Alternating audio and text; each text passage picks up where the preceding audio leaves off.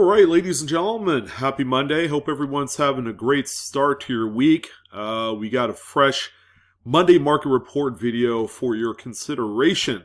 This is where we talk about some of the most relevant 20th century and beyond, post-1900 graded coins to have sold on the secondary market for the week ending May 16th of 2021. First and foremost, I want to thank you guys for joining in on this video. It's one of my favorites, and I hope it is yours as well. This is just a great video to kind of gauge the coin market as we continue to see just unbelievable highs in all various facets of numismatics, whether it's U.S. coinage, world coinage, paper money, exonumia, you name it. There is certainly lots to love, and it's such a great time to be alive in this market. You know, the precious metals and everything with crypto has been kind of buoying the entire coin market as it sits, and as a result, we have seen just incremental just price increases across the board, 15 to 20%, just in the last 12 to 18 months, and the real question is there any end in sight? Well, I could say this for certain. There are a few coins I've talked about in the past. I mean, I've gone back and digged deep. And I've talked about some of these coins about 8 to 10 years ago. And at the time, the coins were certainly a breakthrough in the marketplace.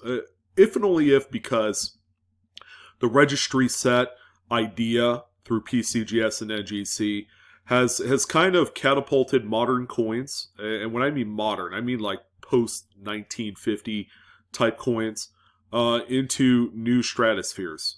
I mean, it's not every day that you could pick up a 1995 Washington quarter and honestly look at it and say, hey, you know, this coin can be worth as much as $2,000 to $3,000 to $5,000. I know it's kind of a weird concept to grasp. I know it was for me. But after doing more research through the years and just seeing the market trends, this is something that has continued to gain some pretty big steam as a unique spin to coin collecting. And you know, if you want the finest coins, the finest grades, you'll have to pay up because there's a lot of people that are doing this mostly for just bragging rights. So throughout this video, I'll let you guys know if the coin has true investment potential or if they're made solely and specifically for registry sets, along with a little word of caution as I go through these coins. So this week we have our listings from great collections that we're going to talk about. That's the biggest auction, I guess, this week for coins. Usually they kind of overtake week in, week out, just overall coin market sales. And you can even make the argument eBay does the same thing. But as far as quality is concerned, Great Collections has what you need. All right, so we're going to go ahead and jump into the first coin on the list. And of course, I've talked about this coin. It seems to me that based off of the frequency of these higher graded 1972 Double Die Obverse Lincoln cents, that based off of the lack of rarity, all right, these coins are incredibly popular. All right, it's one of the marquee varieties in U.S. coins today, especially for the more modern sector of the hobby. As you can see, this one has just simply incredible doubling all around the obverse of the coin. I love talking about these. There is even a raw example that was highlighted on my Pocket Change market report. So it just goes to show you that the need and desirability for this coin is still very strong even to this day. Now, this is an NGC graded Mint State 67 Plus full red example, and this one sold for $3,937.50. Still strong money, and for a coin and a variety that is actually quite common out in the marketplace, it's always good to see really high, very strong, consistent sale prices of this particular coin. The next one that we have here is a coin tailored for registry sets. I'll let that, leave that there for you. It's a 1946D Lincoln Wheat cent. And this one is a PCGS Mint State 67 Plus full red. It's also CAC certified. So it gets a little benefit of an extra value bump just based off of that green bean alone. This one right here, really nice, presents really well for the series and for someone looking for this high-end type coin here. This one sold for $1,474.88 yesterday. Had to think for a second on that one. And then here's another coin that, again, weekly we see these, and again, very strong prices for the consummate one-off coin of the Lincoln Wheat Cent series, and it, even to this day, still presents a really good story and as far as why it was even created. But this one is the 1943S zinc-coated steel Lincoln Wheat. This one, of course, is a huge grade, PCGS Mint State 68. And some would say that this is also a safe investment coin based on its uniqueness. But this one right here is sold for $2,068.74, which is still strong money for this coin that we continue to see new pieces come out of the woodwork week in and week out. It just shows you the desirability and the demand for such a coin is incredibly strong right now. And here's another variety that we just don't see quite that often. But when it comes up in this particular grade state, it's definitely worth a mention. So this is a coin that, for a lot of people, you probably knew about this 1936 Double Die Obverse simply by thumbing through your Red Book price guide. I mean, this is one of those coins that are full featured in there. And this is a Type 1. There are 3 different double dies that people collect for 1936. This is the FS101. And it grades out NGC Mint State 65 red. And I'm happy to say that this one sold for $5,906.25. The price, of course, is all a result of not only the variety, but finding one that's in full red condition can be quite the challenge for this particular coin, along with the 102 and the 103. Those other two are not slouches as well for this coin. And the final penny of the bunch for this week is going to be this 1929D. This one here is a PCGS Mint State 66 full red example. It's not the highest grade for the date. Some would say that starting around 1928, the strikes get progressively better, and finding full red examples is a little bit less of a daunting task compared to, say, a 1925 or a 24. It doesn't matter what branchment either. But 1929, it begins to get easy, and I would say that this one is more for the registry set. It is a 66. I've seen 67s of this coin on a few occasions, and they are quite valuable. This one right here, in this grade, sold for $2,986.88. You guys are probably thinking, man, this is kind of a sleeper coin. If I could find one that is similar to this and would grade out a 66, you could just see the result of the market. Nearly $3,000 for a 66 of this date is kind of like, oh, come on, are you serious? So definitely a coin that if you're able to find, or maybe you have one in your collection, that looks exceptionally nice with very few distracting marks, you might want to consider sending it in, and just take, just benefit off of this strong secondary market for such a coin. All right, so the first nickel of the bunch is going to be a really nice modern 1973. These coins were generally well struck. This is where you begin to see the strikes, show up really nice for that transitional phase of like the really weak, crappy strikes of the 50s and 60s, and then going into the 70s, things really tend to get a little bit better. All right, but the coins are still a little bit challenging to find with full steps. This example grades at a 67 full stepper. It's also QA certified. That's kind of like the modern iteration of the CAC sticker that we saw previously on one of the pennies. This one right here is also part of the Sunset Collection, so they are at week number 149. And this one sold for $1,812.38. If you're a fan of hunting through proof sets, then this one might be for you. I'm partially, a fan of it as well. This is a 1960 Jefferson nickel, grades out NGC proof 69. And of course, you see the key words there next to it, ultra cameo. So you have really nice frosting on this example, and it has to be on both sides. So you got the nice frost, contrasted, not contracted. We're not giving birth to this thing. Contrasted against really, really dark mirrored fields. This one is, a huge target for proof collectors. They want the cameo coins. Some would say, on these later dated ones, like of the 60s, the collectors prefer to find their own and then send them out for grading because there is a lot of value surrounding these ultra cameo coins. And as you can see, this is an NGC graded piece. The argument can be made that NGC is a little bit more lenient on cameo coins in terms of, designated that for the coin. This one right here sold for $1,243.12. Keeping in mind, this is a coin that you can pull out of a $30 proof set all day long. So the value and the proposition is there. You just have to take advantage of it.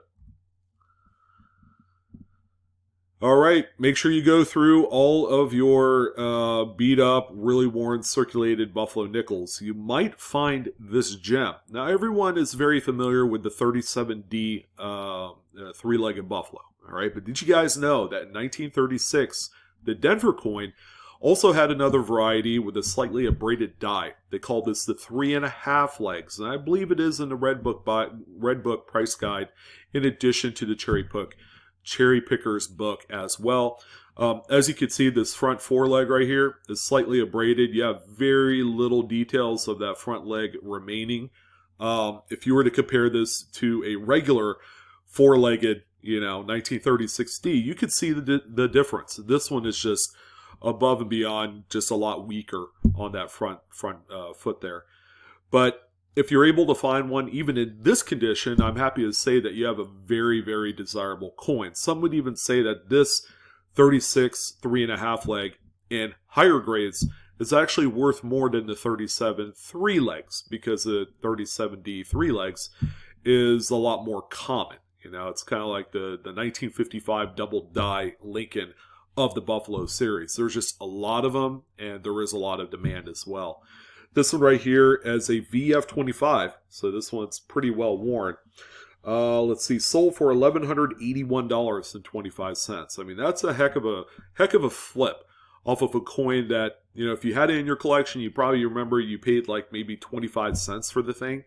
I mean, that's a really good rate of return on this cherry pick. So I would highly encourage you guys to keep an eye out for these things. And here's just a really nice high-end Buffalo nickel. It's a 1930S, so it's kind of like that bridge coin that I like talking about, where the coins are still available out there in raw form, especially in this mid-state grade. You could find mid-state 64s and 65s for under $100 of this coin. So here, this one right here is a mid-state 66. It's also CAC certified. It's just a pleasing overall example. This one sold for $3,000.38. Pretty nice. A lot of opportunity here. And also with this one too, I mean, yeah, we're dipping into the 1920s, and this one is a branch mint coin, but this is also another one that can be available out there in the marketplace as a raw example. You just have to look around and be diligent about it. For under $250. All right, so this is another coin of opportunity. This one right here just so happens to be a PCGS Mint State 66 example. Just a really decent looking coin. I would say probably would slot really well in an investment portfolio of other really nice high-end coins, or in a registry set. This one right here is sold for $10,580.62. Some would say it's a little bit tougher date, but I've also seen people cherry pick these for a decent amount of money and have done really well on the grading aspect of it. And this one is just overall a tougher coin. All right, it's a lot earlier. It is a San Francisco minted Buffalo, 1920. I mean, it's tougher. It's also got eye appeal. You can just see the striations here, kind of this woody effect of the improper alloy mix of this coin, or just the annealing process, which was something that plagued this entire series. But this one right here, take a look at the grade. It's only a 65. Now, I only say the word only very loosely. I mean, this is actually quite a nice grade for this coin. This one right here is sold for $9,843.75. Just with the overall strength of all the numbers of Buffalo nickels, it kind of, makes you realize just how popular and how strong the series is. And we're beginning to see just an incredible, very crazy up arrows for a lot of these Buffalo nickels. I don't think it's going to slow down anytime soon. This is our one lone Roosevelt. Pretty easy to understand, considering that some amazing beast mode type of Roosevelt dimes just are few and far between out there. Either that, or people are just a little gun shy about sending these out to the graders because of its relative unpopularity in numismatics. I beg to differ. I think this is going to be a series that later on in life, and 20, 30 years down the road, there's going to be a lot more appreciation for this, as kind of being that kind of like second, safety net type of series after the Mercury Dime series gets way too out of control, which some would say we're getting close. I don't know. I think there's bargains to be had in the Mercury Dimes.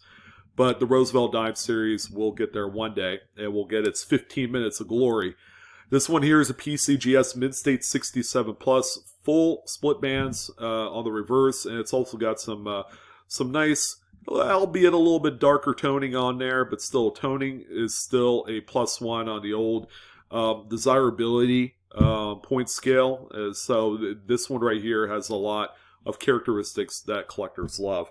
This one right here is also a sunset coin for the week, and it's sold for $1,237.50.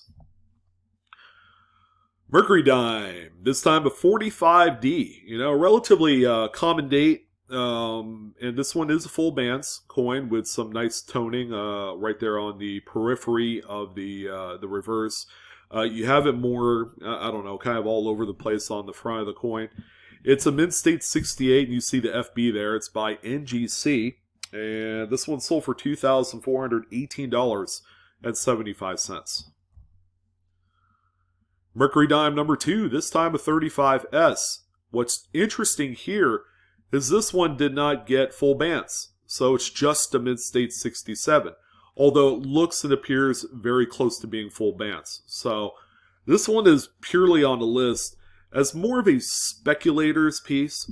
Some people will see this and are like, whoa, that didn't get full bands, I'm going to buy it. And then subsequently turn it around and maybe send it off to NGC. Maybe they'll see a little bit more meat on the bones on this coin to, give it the full bands treatment. We'll see. And that'll only enhance the value by a huge margin.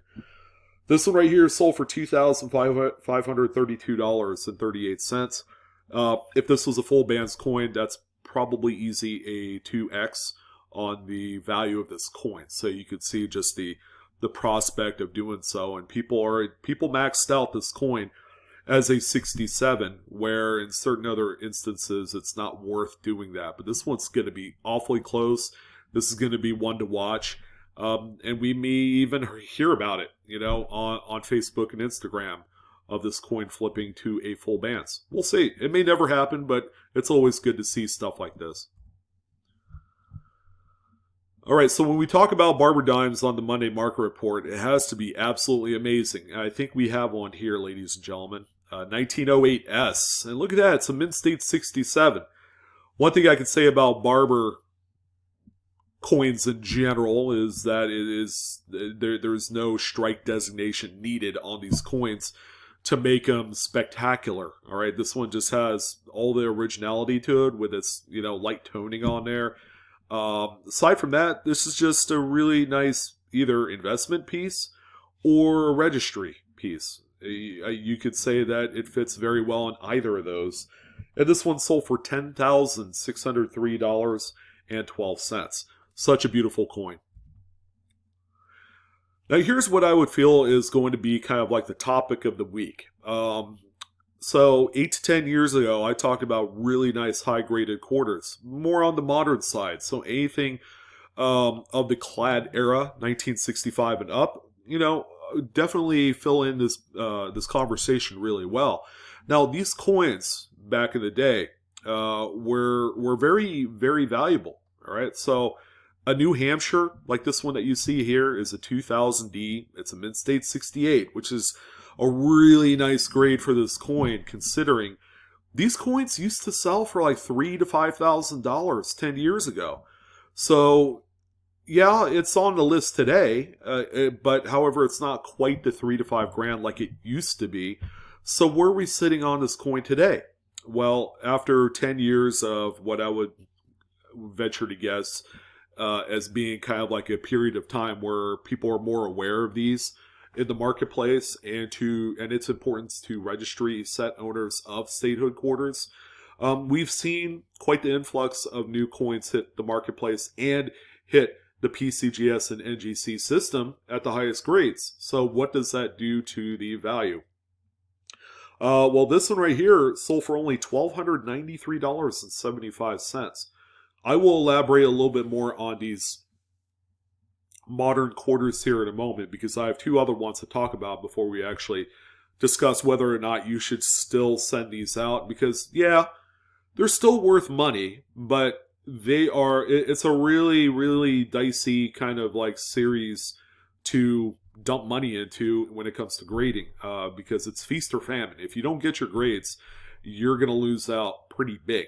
So, and that's where we come up to next year with the 70D. Now, it's a little bit older, but again, anything from the clad era, for a while, people were paying just insane amounts of money. All right, and especially in these type of grades. I mean, you look at this thing; it's a mid-state 68, so it's 2 points away from being perfect. So that still means that it's a spectacular coin. It's a top pop grade, but I see this coin and I'm like, I still would, even if it dropped down to like $200 for a top pop, I wouldn't put any money into it, because of all the attention that these have gotten through the years, and more people are just sending these things out and they're hitting their pops and all that. But this one right here sold for $1,643.62. This used to be a $5,000 coin. All right, at one point I talked about these coins in a single video, and you can just go back and watch them. But this is also the case with the 68. The 68 was a very tough grade, especially the Philadelphia. The Denvers were really well struck and very lustrous. The 68s and the 69s had similar treatments from the Philadelphia Mint. They were just not that good. This is an NGC Mint State 68, and don't let the grading company fool you either, because whether it's PC or NG, whichever one you decide to go with, the coins still sold for a lot of money. All right, but here you go. Here's another one, top end graded, sold for only $1,243.12. All right, so we have three coins that have progressively dropped in value, and I think that's more of a case of opportunity at this point. I mean, is it really still worth sending coins out like this to the graders? I don't know. I would say, back in the day, I used to say heed caution. Today, I'm saying I don't think it's quite worth it. I don't think the profit or the juice is worth the squeeze at this point for these coins. Because let's say you sent these out in quantity to a PCGS and your order came out to be $1,000. You would need one of them to hit a top pop, and there's no guarantee. There's just so many of these out there. So I wanted to let you guys know that there's a lot more risk today trying to send these out than there was about 5 to 10 years ago. The prices have just really plummeted on these. This is a very tough date in mid-state grades. And when I mean mid-state, anything above 65 is really tough. So you could say either a 55 or a 55D. The Denver coins are worth a lot more money in 66 and 67s. This one here is a 66 plus, so it's not the top pop grade at all for this. But what we have here is a coin that is also CAC certified, and this is also a Sunset Collection piece. This one sold for $2,137.50. In a mid-state 67, this is going to be a coin that's worth about $5,000 to $7,000. It's always been like that, but good luck even finding one at that particular grade because they are tougher than they look. 36D, I would say this is a very, very nice, very original example of an otherwise tougher date. And when you get into the Denver and San Francisco minted coins of the 30s, they're just all tough to begin with. And some of them are actually more valuable than the 32 coins, the key date ones. So this one right here is definitely worthy of the list because it's a 67 plus. Probably more, for the registry set. But this one did sell for $6,418.01. You gotta throw the penny in there. And we do have a couple half dollars in the mix. We actually have a very long Monday market report this week, 22 coins, and then we're gonna finish it off with a couple half dollars. Yeah, you read that right. That is indeed a 1996 Denver candy half dollar on the list. Yeah, why is he even on the list? Well, obviously it's for a registry set. Let's get that out of the way. It's an NGC Mint State 68. It's the top end grade for this date. And it's sold for $1,806.24. All right, so yeah, that's dream money for a coin like this that, people are still coming across in pretty nice shape in those half dollar rolls. And then finally, we're going to end it off on this one. Kind of more of the most surprising listing of the week. And anytime I would say that a candy half dollar comes up in these reports, it's kind of crazy. So we have a 1970D candy half dollar. This is the final 40% of this era. And you guys know, this is a coin that you can only find in mint sets during the day. These were never made or intended for circulation. And there are no Philadelphia minted examples of the 1970. This one right here is an NGC Mint State 67. A lot tougher than it looks to grade at this level. And how about a staggering sum of $7,425 for this coin that you could probably cherry pick for about $5. Let that sink in for just a moment, because this is a coin and a series that has its crowd, and you have 2 or 3 people in a bidding war, they are going to pump it up huge. But yeah, that's the going rate for something like this, if you can believe that. But that's going to go ahead and do it for your Monday market report. Hopefully you guys enjoyed today's video. Would love to hear your thoughts on any of the coins listed today. I'm your host, Sean, with Blue Ridge Silverhound. Don't forget to like, share, or subscribe, and hit that bell for instant notifications. Thank you again for all your support, and I hope to see you next time. Coinaholics, we are discovering together. So long.